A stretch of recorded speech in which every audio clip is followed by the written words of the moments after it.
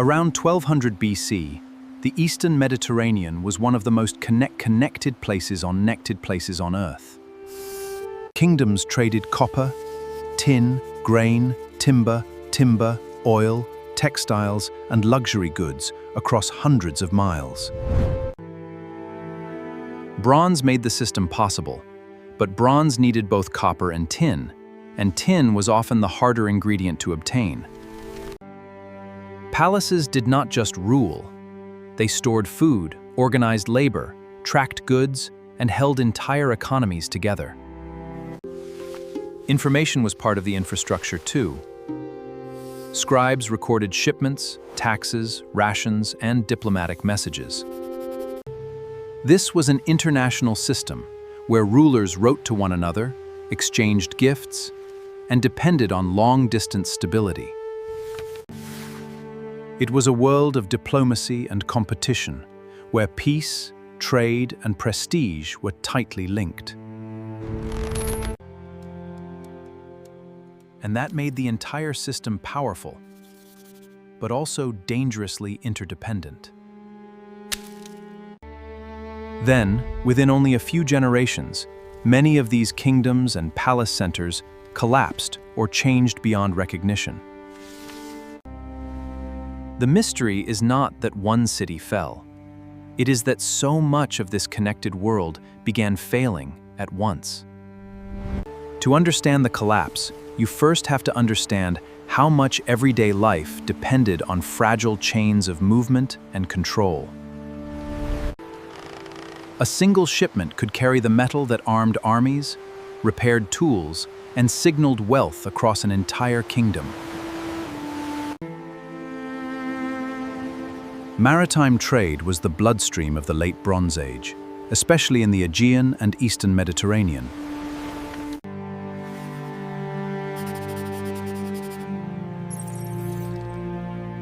The chain reaction risk.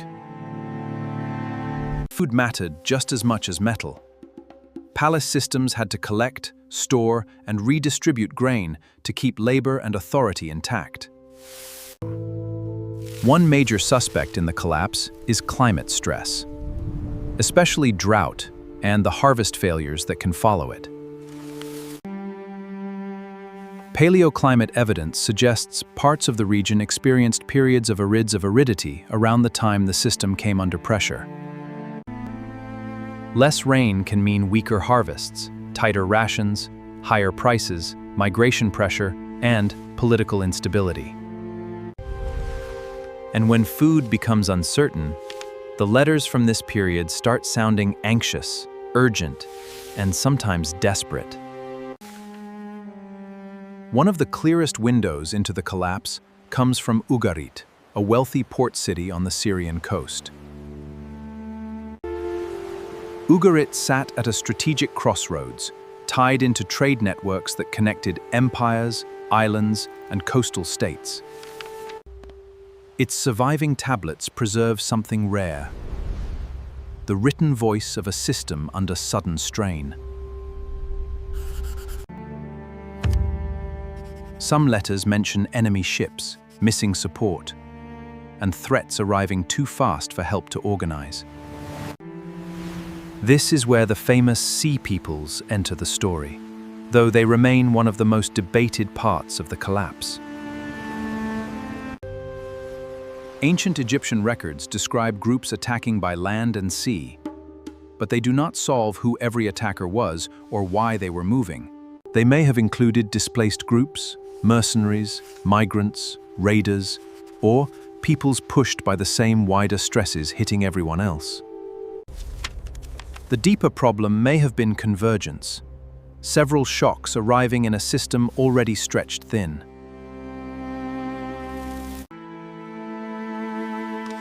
When one major node in a highly connected network fails, the damage does not stay local. Fewer shipments mean thinner reserves, weaker armies, less authority, and rising pressure on every institution tied to the palace. A drought alone may not destroy an empire, but drought plus war plus supply failure can be devastating. At Ugarit, the crisis appears to have turned into sudden destruction.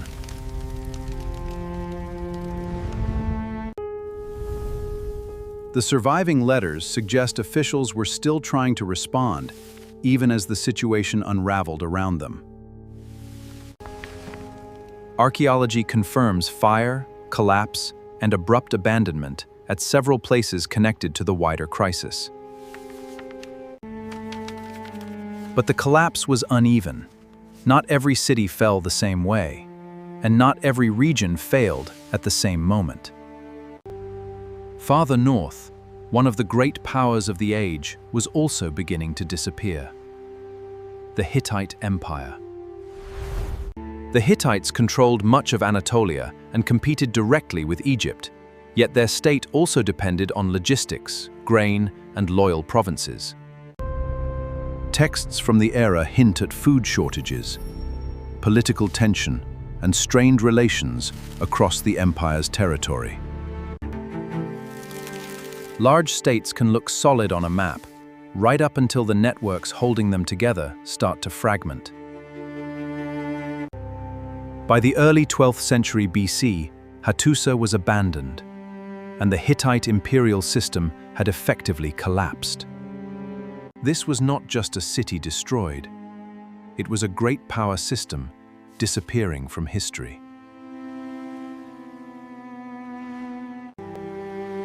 Across the water, the Mycenaean palace world of Greece was heading toward its own transformation. Mycenaean power was organized through palaces that managed labor, storage, and administration in ways surprisingly familiar to the East.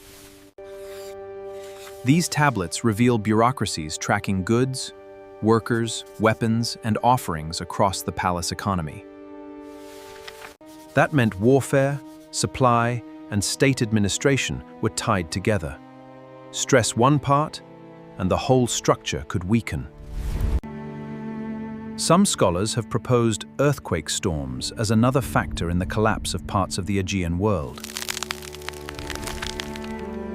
Earthquakes alone do not explain everything, but they may have damaged already stressed centers or triggered local crises. At Pylos, the last tablets suggest preparations for danger before the palace itself was destroyed by fire.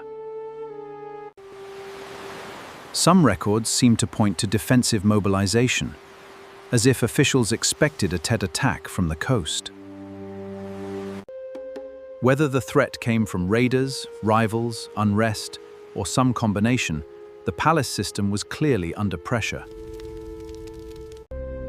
Like the East, the Aegean collapse was not one single, synchronized event.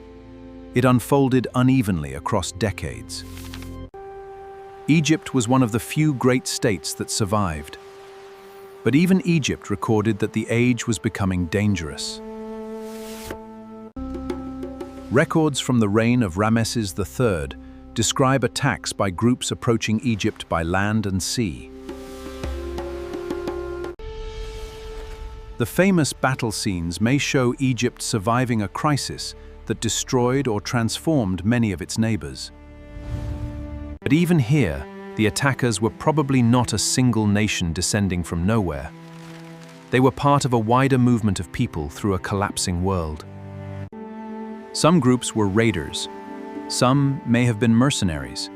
Some were likely families on the move, pushed by scarcity or war.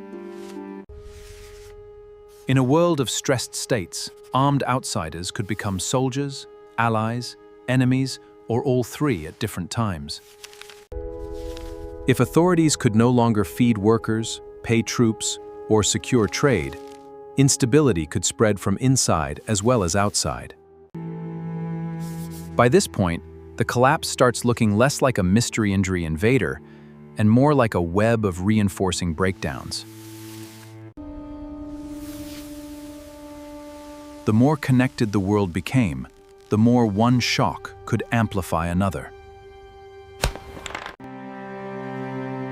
This is what makes the Bronze Age collapse so modern.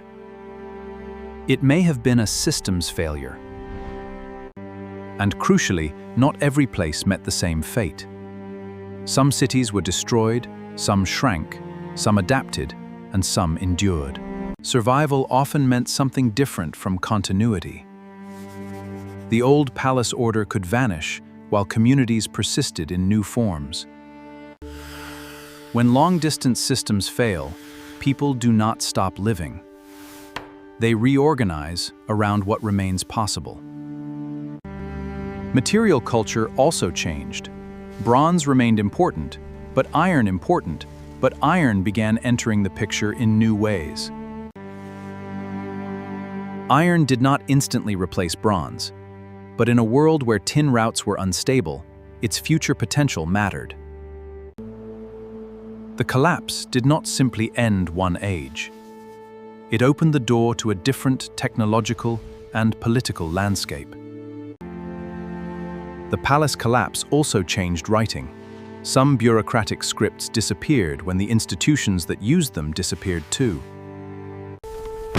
When record systems break, history itself becomes harder to see, which is one reason the end of the Bronze Age can feel so dark. The world after the collapse was not empty. It was simply less centralized, less palace-driven, and less visibly connected. Some of the seeds of the next age emerged from these surviving coastal networks and adaptive communities. So what actually caused the Bronze Age collapse? The most honest answer is that no single explanation is enough. Climate stress may have weakened food security and made states more vulnerable before other shocks hit. War clearly mattered too. Destruction layers, fortification repairs, and defensive mobilization all point to violence in many areas. But violence itself may have been partly caused by displacement, famine, competition for resources, and collapsing authority. Earthquakes remain more controversial as a master explanation, but seismic damage could have contributed to local crises. The final factor is complexity itself. Highly organized systems can become fragile when too many critical parts depend on one another. This is why scholars increasingly describe the collapse as a cascade rather than a single blow. Different places experience the crisis differently, which is exactly what you would expect in a complex regional collapse. A good explanation has to leave room for variation, because the Bronze Age world did not fail in one uniform pattern. The strongest model is layered. Long-term vulnerabilities made the system brittle. Then multiple short-term shocks pushed different places past their limits. Economic life did not stop. It became more local, more improvised, and often less dependent on distant supply chains. People adapted not just economically, but politically and socially, by reorganizing around smaller, more flexible structures. Recovery was uneven, but exchange networks gradually returned in new forms and along new priorities. In the centuries after the collapse, new maritime players and new cultural forms expanded into the space the old palaces left behind. One of the great long-term outcomes was a world less dependent on palace archives and more open to flexible communication and commerce. The post-collapse world was harsher in many ways, but it also created conditions for new political and technological experiments. This was not the end of civilization. It was the end of one kind of interconnected Bronze Age civilization. That is why the collapse still fascinates people today. It feels ancient, but the pattern is unsettlingly familiar. Complex societies depend on movement, specialization, trust, and resilience. When several of those weaken together, crises can compound quickly. The Bronze Age system rested on 4 fragile foundations: trade, food, security, and administration. Break one foundation and the system strains. Break several at once, and even major kingdoms can unravel. And this is the heart of the evidence: letters of distress, destruction layers, climate signals, and patterns of regional transformation. No single source says, "This is why the Bronze Age ended." The answer has to be reconstructed from many incomplete clues. That uncertainty is part of what makes the Bronze Age collapse feel mysterious. We can see the damage clearly, but not one simple culprit. What disappeared was not humanity, but a particular international order built on palaces, bronze, and long-distance exchange. If you only look for burning cities, you miss the second half of the story: resilience, adaptation, and the birth of a new age.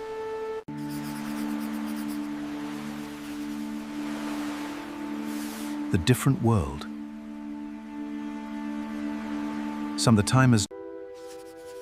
The Bronze Age collapse was not one disaster. It was a chain reaction across a connected world. Trade made the system rich. Dependence made it fragile. Stress made it unstable, documentary, and multiple shocks made it fail.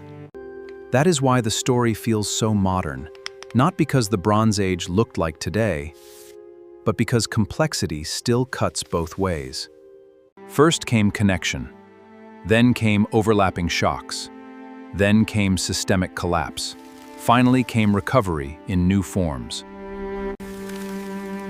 The end of the Bronze Age was also the beginning of the Iron Age political landscape that followed.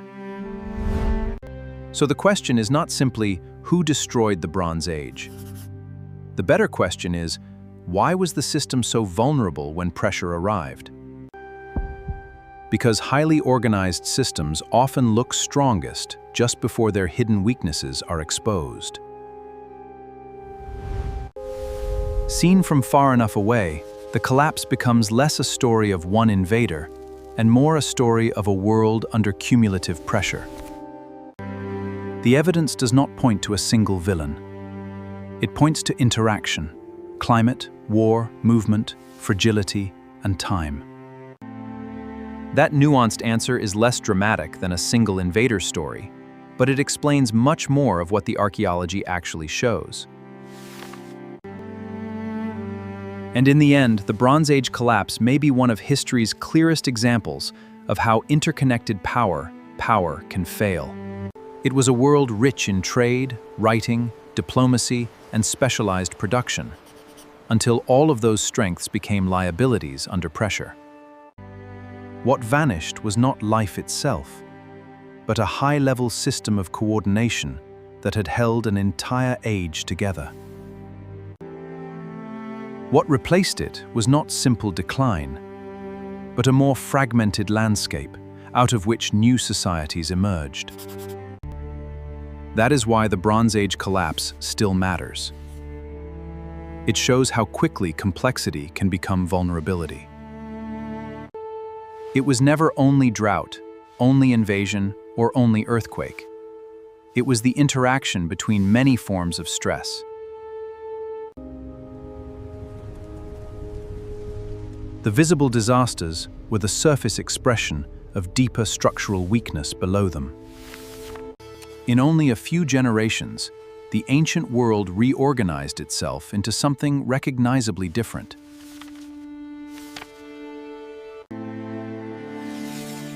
The Bronze Age did not just collapse, it gave way. And what remains is a warning from deep history. Complex systems can fail gradually, then suddenly. The Bronze Age collapse was the end of an ancient world, but also a lesson in how worlds fall apart. After centralized palaces fell, smaller settlements often became more important than grand and administrative capitals. Collapse did not mean universal extinction.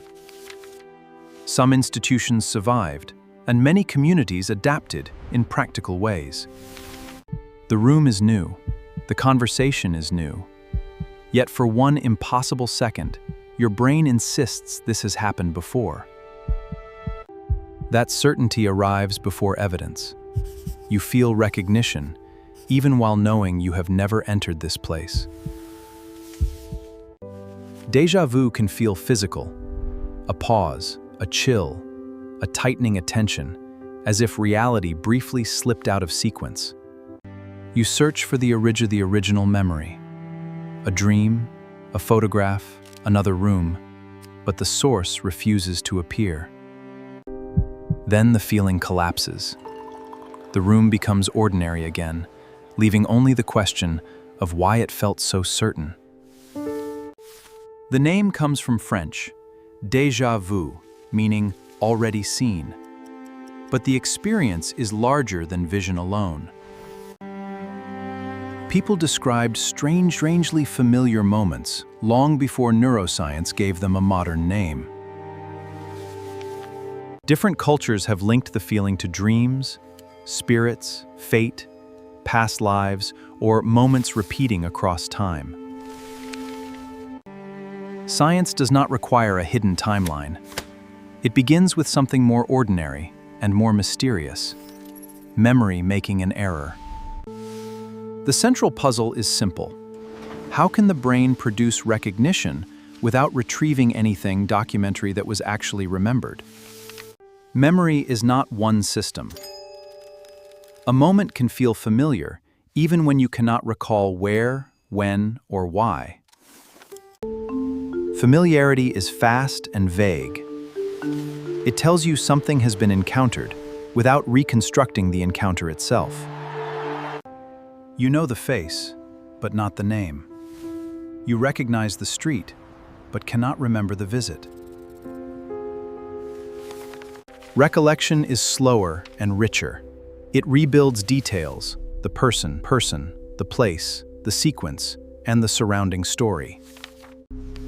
In ordinary déjà vu, familiarity surges, while recollection fails to identify a legitimate source. At the same time, another part of the system knows the present is new. That is what makes the feeling uncanny. Déjà vu is not a full memory replay. Usually, there is no precise earlier event you can inspect. It is also different from simply remembering incorrectly. The person often recognizes that the familiarity itself is inappropriate. That awareness may be the key. The eerie sensation could emerge when memory catches its own contradiction. Instead of proving memory is failing completely, déjà vu may reveal that its quality control system is still working. Researchers often look to the medial temporal lobe, a memory network buried deep behind the temples. Structures near the hippocampus help judge familiarity, context, and relationships between parts of an experience. There is probably no single déjà vu switch. The experience may emerge from several memory and monitoring systems interacting. In clinical settings, electrical stimulation of temporal regions has sometimes evoked déjà vu-like experiences. But provoking a feeling does not prove. Every everyday episode begins in exactly the same place. One old idea proposes a tiny processing delay. The same event reaches awareness twice, documentary, making the second arrival feel remembered. Another possibility is a false positive in recognition. The brain's familiarity detector briefly fires for a genuinely new event. Novelty matters because déjà vu contains two judgments at once. This feels known, and this should be new.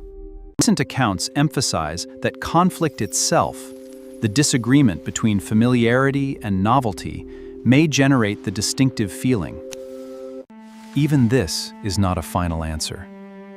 Déjà vu is probably a family of experiences, with more than one root. One of the strongest experimental clues comes from places that are new in detail, but familiar in structure. A hotel lobby can resemble a childhood school. A new alley can echo the geometry of a street seen years ago. The resemblance may remain below conscious recall. You detect the pattern, but cannot identify the earlier scene. Researchers test this idea with virtual environments, where room layouts can be controlled while surface details change. Participants first explore several scenes without knowing which spatial patterns will return later. Later, they enter new-looking scenes. Sometimes the arrangement secretly matches a scene they can no longer recall. Reports of déjà vu become more likely when the new scene maps onto an unrecalled earlier layout. The trigger does not need an exact copy. A partial structural echo may be enough to create familiarity without identification. That helps explain why déjà vu often feels connected to a place, even when no remembered place comes to mind. Spatial similarity explains some laboratory episodes. It cannot yet explain every spontaneous moment in ordinary life. Déjà vu often carries another illusion, the feeling that you know what will happen in the next few seconds. Experiments can test that confidence by asking people to predict the next turn while they are experiencing déjà vu. The feeling becomes stronger, but prediction accuracy does not reliably improve beyond chance. Your brain may confuse familiarity with foresight. If the moment feels repeated, its ending seems as though it should already be known. After the event, hindsight can make a vague impression feel more precise than it originally was. Memory is reconstructive. It does not replay the past. It rebuilds a useful story from fragments. Déjà vu also increases curiosity. The mind wants to identify the missing source and resolve the contradiction. That search can create false connections, because the brain is exceptionally good at finding patterns, even incomplete ones. This is why past lives, parallel worlds, and precognition can feel persuasive. The experience arrives with certainty before explanation. Science can respect the intensity of the feeling without treating the feeling itself as proof of a hidden reality. Another proposal begins with attention. Perhaps part of a scene is registered briefly before conscious awareness catches up. A fraction of unnoticed perception could make the full experience feel older than it really is. Documentary remembered. Laboratory studies show that previous exposure can influence familiarity even when the original encounter is not consciously remembered. Repeated exposure can make something feel safer or more familiar. But déjà vu includes the extra awareness that familiarity is wrong. An attention lapse might therefore contribute in some cases, without explaining episodes triggered by complex places or thoughts. Many explanations survive because déjà vu is brief, unpredictable, and difficult to capture at the exact moment it occurs. Dreams offer another tempting source. A new scene may resemble a dream whose details were mostly forgotten. But remembering a dream after the event is vulnerable to reconstruction. The present can reshape what you think the dream contained. Déjà rêvé is the specific feeling that the present was previously dreamed. It is related, but not identical, to déjà vu. These overlapping experiences suggest that one label may hide several different memory events. Ordinary déjà vu is widely reported by healthy people. A brief episode by itself is usually not evidence of disease. People describe it during conversations, travel, reading, music, and completely routine moments at home. Some studies find that people who travel more also report more déjà vu, though correlation does not establish the cause. Novel environments may offer more chances for partial resemblance, new details arranged in patterns your memory has seen before. Fatigue, stress, and distraction are often blamed, but their exact role in ordinary déjà vu remains less settled than popular claims suggest. Most ordinary episodes are fleeting. The intensity can be striking even when the experience lasts only seconds. Some people encounter it rarely, others notice it repeatedly. Frequency alone still needs context.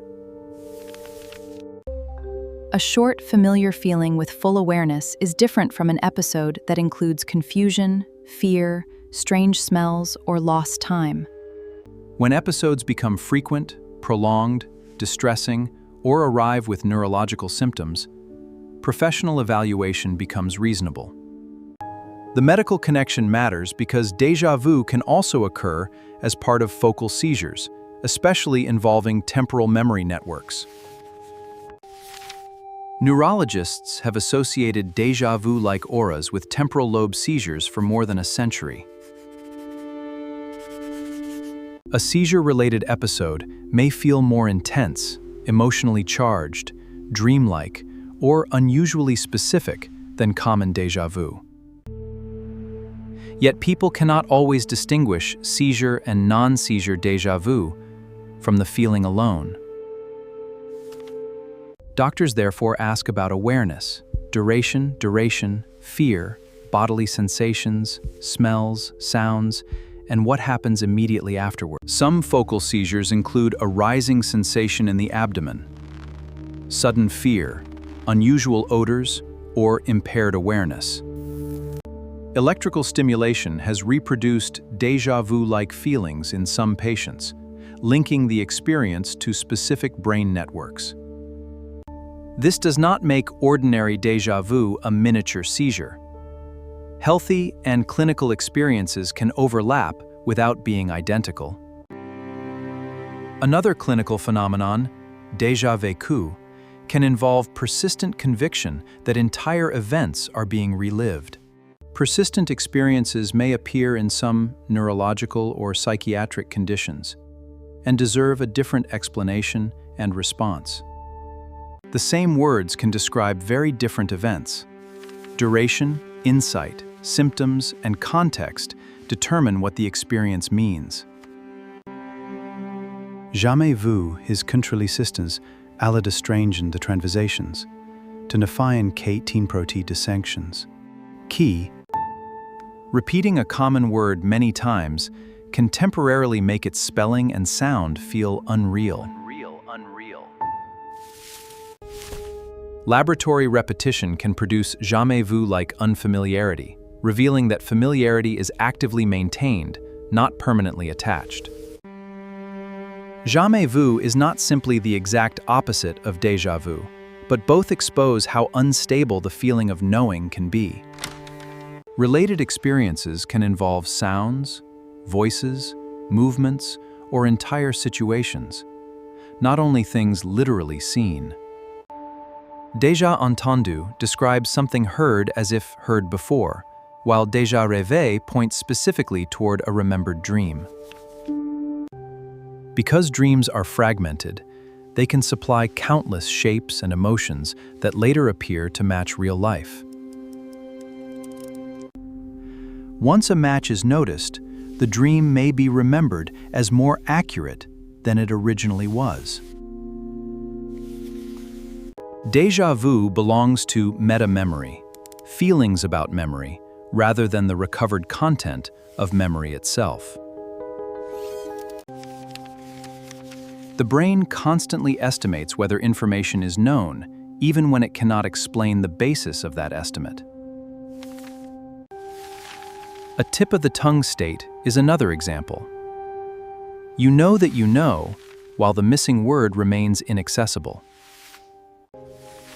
These feelings are useful shortcuts. Most of the time, they guide memory efficiently without demanding a complete search. Metacognition adds another layer. The mind evaluates its own confidence, errors, and uncertainty. That self-monitoring may explain why déjà vu feels wrong. At the same time, it feels certain. Scientists can induce déjà vu-like states, but laboratory versions may capture only part of the natural experience. Researchers must often rely on self-report. The participant decides whether the strange feeling truly occurred. Brain imaging is difficult because the episode is brief, unpredictable, and altered by the attempt to observe it. So Prasad Seemly can time resolutionations, the Noexissakantisana generalization, timed limited generalization to the individual differences add more noise. The same prompt may trigger wonder in one person and nothing in another. Best explanation may combine several layers: hidden similarity, familiarity errors, novelty monitoring, attention, and personal context. Déjà vu is memorable precisely because it interrupts ordinary certainty. The contradiction forces attention onto a moment that would otherwise disappear. Surprise and emotion can strengthen the later memory of the episode, even when its original cause remains documentary unknown.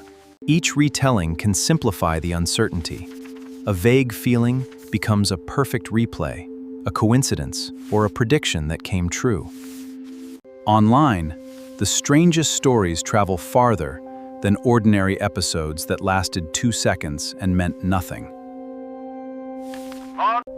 Repetition then makes an explanation familiar. A popular story can feel true simply because you have encountered it many times. There is no scientific evidence that ordinary déjà vu proves past lives, parallel universes, or a timeline line repeating. Modern physics describes strange possibilities, but it does not predict that a brief personal familiarity error reveals another universe. The brain itself is a prediction machine, constantly using past patterns to anticipate what the present should look like. Some researchers suspect interrupted prediction may contribute to déjà vu, but this account is still developing. A compressed pattern from the past may fit the present just well enough to feel familiar, but not well enough to be recalled. Memory was not designed as a perfect archive. It evolved to recognize, predict, and guide action quickly. Déjà vu may be one visible cost of that efficiency, a rare moment when generalization produces the wrong familiarity signal. Yet the mistake is noticed. The brain does not simply accept the new moment as a genuine memory. That may be the least frightening interpretation. The strange feeling could be evidence that your memory system caught its own error. When déjà vu happens, there is usually nothing to solve. The source may never become consciously available.